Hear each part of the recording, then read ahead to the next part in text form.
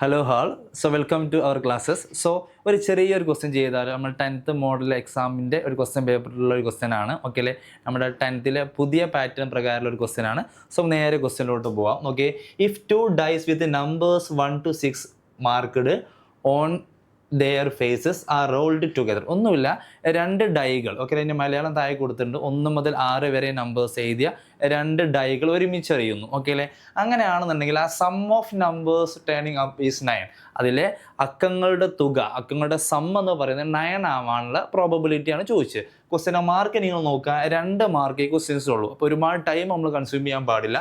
So വളരെ പെട്ടെന്ന് ചെയ്യാം. നിങ്ങൾക്കറിയാം ഇല്ലേ, 2 ഡൈകളാവുമ്പോൾ ടോട്ടൽ എത്ര ഔട്ട്കംസ് ഉണ്ടാവും എന്നൊക്കെ നിങ്ങൾക്കറിയാം. ഓക്കെ അല്ലേ, വളരെ പെട്ടെന്ന് നമുക്കിത് സോൾവ് ചെയ്യാൻ പറ്റുന്ന ഒരു ക്വസ്റ്റ്യൻ ആണ്. ശ്രദ്ധിച്ചിരുന്ന വളരെ കൂളായിട്ട് ചെയ്യാൻ പറ്റും. അതായത് 2 ഡൈകളാവുന്ന സമയത്ത് നമുക്കറിയില്ലേ ഏതൊക്കെ ജോഡികളെ വരിക ഇല്ലേ, അതിൻ്റെ ജോഡികളായിട്ട് വരാൻ പറ്റുന്ന ആരൊക്കെയെന്ന് ചോദിച്ചു കഴിഞ്ഞാൽ ഇല്ലേ, ഇവരൊക്കെയാണ് ജോഡികളായിട്ട് വരിക. ആരൊക്കെയാണ്? 1 വരാം ഇല്ലേ, 1 വരാം. അതേപോലെ 1ഉം 2ഉം വരാം. ഫുൾ എഴുതേണ്ട ആവശ്യമില്ല, ആകെ 2 മാർക്കുള്ളൂ.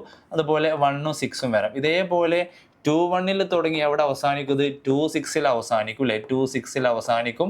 അതുപോലെ 3-1 തുടങ്ങി എവിടെ അവസാനിക്കും? അല്ലേ, 3-6 അവസാനിക്കും. അതേപോലെ 4-1 തുടങ്ങി എവിടെ അവസാനിക്കും? 4-6 അവസാനിക്കും. ഓക്കെ അല്ലേ, ഫുൾ എഴുതേണ്ട ആവശ്യമില്ല, നമുക്കൊരു ഐഡിയ കിട്ടാൻ വേണ്ടിയിട്ട് ഞാൻ എഴുതുന്നത്.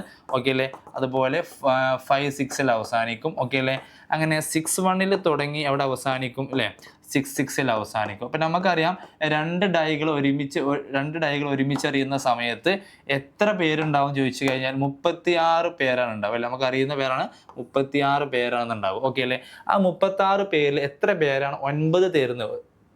സം 9 തരുന്നത്, അതാണ് നമ്മുടെ പ്രോബബിലിറ്റി സാധ്യത. സോ പ്രോബബിലിറ്റി അല്ലെങ്കിൽ സാധ്യത ഈക്വൽ ടു അല്ലേ, പ്രോബബിലിറ്റി അല്ലെങ്കിൽ സാധ്യത എന്ന് പറയുന്നത് വളരെ സിമ്പിളായിട്ട് നമുക്ക് മനസ്സിലാക്കാവുന്നുള്ളൂ.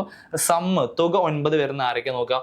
1ഉം 6ആണ് മാക്സിമം. അതെന്തായാലും 7 എത്തുള്ളൂ. അവിടെ അല്ല, ഇവിടെ 2ഉം 6ഉം മാക്സിമം 8 വരുന്നുള്ളൂ. അപ്പം ഈ 3rd റോ മുതലേ ചാൻസ് ഉള്ളൂ. അപ്പോൾ ഇവിടെ ചാൻസ് ആരൊക്കെ നോക്കി കൂട്ടിക്കഴിഞ്ഞ് 9 കിട്ടണം അല്ലേ. 3ഉം 6ഉം പറ്റും. അപ്പോൾ 3ഉം 6ഉം ഒരു പോസിബിലിറ്റി ആണ് ഇല്ലേ. പിന്നെ ഇനി അടുത്ത റോയിൽ ആരെ വരിക? 4 വെച്ചിട്ട് ആരെ വരിക? 4-1 പറ്റൂല, 4-2 പറ്റൂല. 4ഉം 5ഉം ഒരു പോസിബിലിറ്റി ആണ് ഇല്ലേ. അതുപോലെ 5 നെക്സ്റ്റ് റോയിൽ പറ്റിയ ആരാണ്? 5ഉം 4ഉം ഒരു പോസിബിലിറ്റി ആണ് ഇല്ലേ. അതുപോലെ അവസാനത്തെ റോയിലെ 6ഉം 3ഉം കൂട്ടിയാൽ എന്താണ്? 9. 9 കിട്ടുന്ന ആകെ 4 പേരുള്ള ആരൊക്കെയാണ്? 3-6, 4-5, 5-4, 6-3. അപ്പം അങ്ങനത്തെ എത്ര പേയേഴ്സ് ഉണ്ട്? 4 അല്ലേ. അപ്പം അങ്ങനെ 9 കിട്ടുന്ന പേയേഴ്സ് എന്ന് പറയുന്നത് 4 ആണ്. നമ്മുടെ ആകെ പേയേഴ്സ് എന്ന് പറയുന്നത് എത്രയാണ്? 36 ആണ്. സോ നമ്മുടെ പ്രോബബിലിറ്റി എന്ന് പറയുന്നത് 4/36 ആണ്. സോ ഒന്ന് ചെറുതാക്കിയാൽ 4 കൊണ്ട് നമുക്കൊന്ന് ഡിവൈഡ് ചെയ്യാം. സോ നമ്മുടെ ആൻസർ എന്ന് പറയുന്നത് 4/4 എന്ന് പറയുമ്പോൾ 1 ആണ്.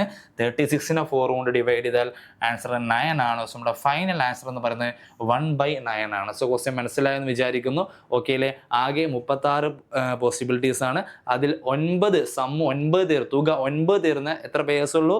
4 പേയേഴ്സ് ഉള്ളൂ. സോ അതിൻ്റെ പ്രോബബിലിറ്റി എന്ന് പറയുന്നത് 4/36 ആണ്. സോ ക്വസ്റ്റ്യൻ മനസ്സിലായെന്ന് വിചാരിക്കുന്നു. സോ വളരെ ഇമ്പോർട്ടൻ്റ് ആയിട്ടുള്ള ഒരു ക്വസ്റ്റ്യൻ ആണ്. സോ എഴുതി പഠിക്കുക. എല്ലാവർക്കും ഓൾ ദ ബെസ്റ്റ്.